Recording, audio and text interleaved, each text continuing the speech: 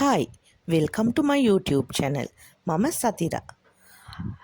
අද සතියේ දවසක් උදේ ඔක්කොම වැඩ ටික කරලා මේ බබාගේ උදේ කෑම එක ලෑස්ති කරගන්න තමයි යන්නේ. උදේ කිව්වට එයා නැගිටිනකොට 9:10 වෙනවා සාමාන්‍යයෙන්. උදේට නැගිටිනවා උදේ 7ට විතර. ඒත් මම ආපහු ෆීඩ් කරලා නිදි කරනවා. මොකද ලොකු බබාව නර්සරි යවන්න මට එයා නැගිටලා හිටියම් පොඩ්ඩක් කරදර නිසා. ඊට පස්සේ මම එයාව නිදි කරලා මෙයාගේ උදේ කෑම එක හදනවා. මෙයා බත් කන්න හරි හොරයි. ඒක නිසා මම එයාට රතු බත් කැඳ එකක් කිව්වට කැඳ නෙමේ තලපයක් වගේ හදාගන්නේ. රතු බත් පෙගෙන්න තිබ්බා මම දවසක්. පෙගෙන්න තියලා ඒ පෙඟුන රතු හාල් ටික මම ලිපේ තියාගන්නවා සුදු ලුණු බික් එකක් දාලා වතුර ටිකක් දාලා ඊට පස්සේ ඒක හිඳෙනකම් වගේ තියාගෙන බත ඉදෙනකම් තියාගන්නවා. බත පොඩ්ඩක් බලන්න අතින් පොඩි කරලා බත හොඳට ඉදිලාද කියලා. ඉදුණාම තමයි මේක ටිකක් රසවත් වෙන්නේ. හොඳටම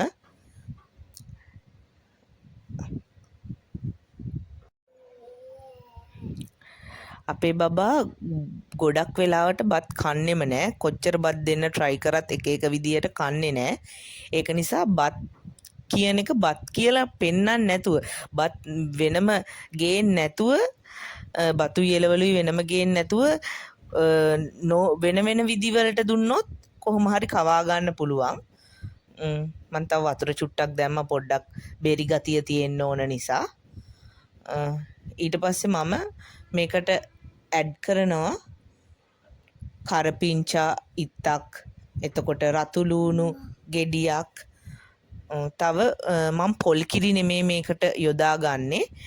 මම ෆ්‍රෙෂ් මිල්ක් තමයි දාන්නේ. මොකද මගේ බබාට අවුරුද්දකට වඩා වැඩි නිසා ෆ්‍රෙෂ් මිල්ක් පොඩ දාලා තමයි මම කලවම් කරන්නේ. එතකොට අර හොඳට බත් එකට ඒක උරා ගන්නවා. නැත්නම් එකපාර ගොඩක් දැම්මාම එකපාරට උතුරලා යන්න බලනවා. නිසා මම පොඩ දා ගන්නවා. කරපිංචායි රතු ලුණුයි ඒ අතරම දා ගන්නවා. කැමති කෙනෙක්ට පොල් කිරි දාගන්න පුළුවන්. මාස 6න් පස්සේ බබෙක්ට නම් අනිවාර්යෙන් පොල් කිරි දාන්න. අවුරුද්දෙන් පස්සේ නම් කැමති නම් ෆ්‍රෙෂ් මිල්ක් පාවිච්චි කරන්න පුළුවන්. මොකක් දැම්මත් පෝෂණයේ ඉතින් ඒ විදිහටම තියෙනවා. හරිම රසයි. මේ විදිහට තමයි මම මේක උයාගන්නේ. හොඳට කලවම් කරන්න. නැත්තම් ෆ්‍රෙෂ් මිල්ක් දැම්මනම් ෆ්‍රෙෂ් මිල්ක් එක ඉක්මනට අර බැඳෙන්න වගේ බලනවා, කැටි ගහෙන්න වගේ බලනවා. ඒක නිසා එක දිගට කලවම් කරන්න ඕනේ.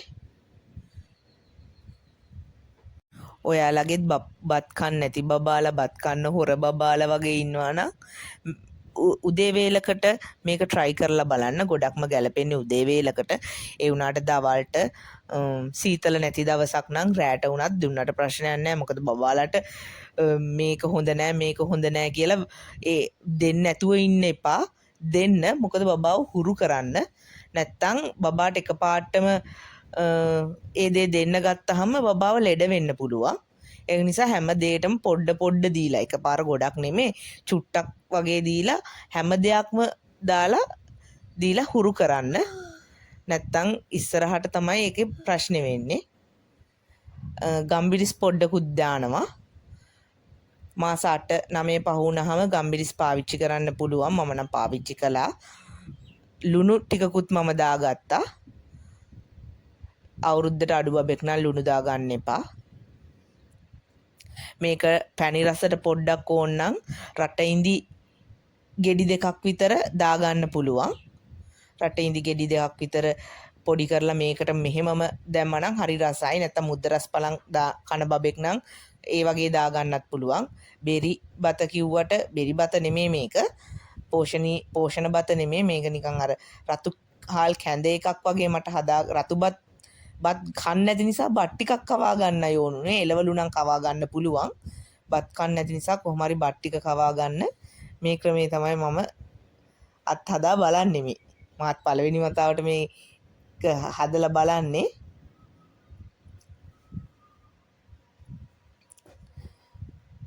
පොඩිම කාලේ දුන්නට පස්සේ මේ විදිහට දීලම නැහැ.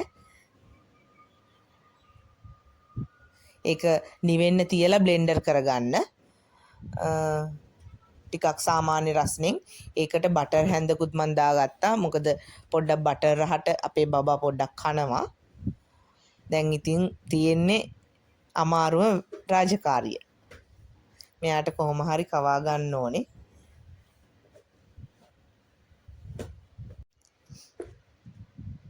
මේක කවා ගන්නකටත් වෙලාව 10 මාට්ට විතර ඇති.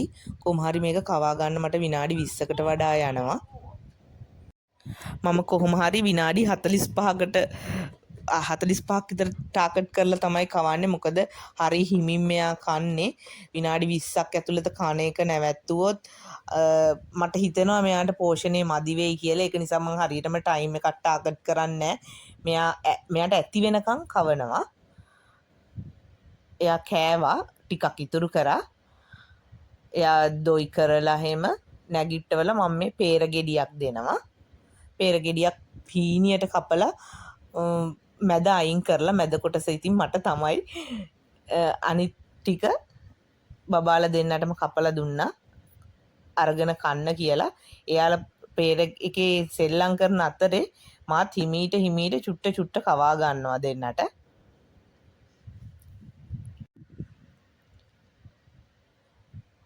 පළතුරු නම් අපේ බබාලා දෙන්න තෝරලා බේරලා කන්නේ.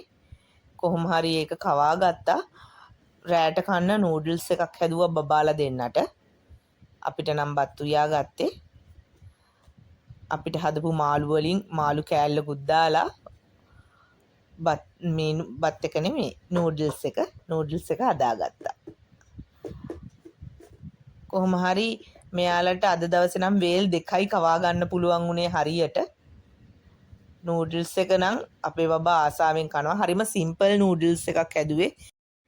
එහෙනම් මම අදට ගිහින් එන්නම්. මාව අහන් හිටියට ගොඩක් ස්තුතියි. සුබ දවසක්.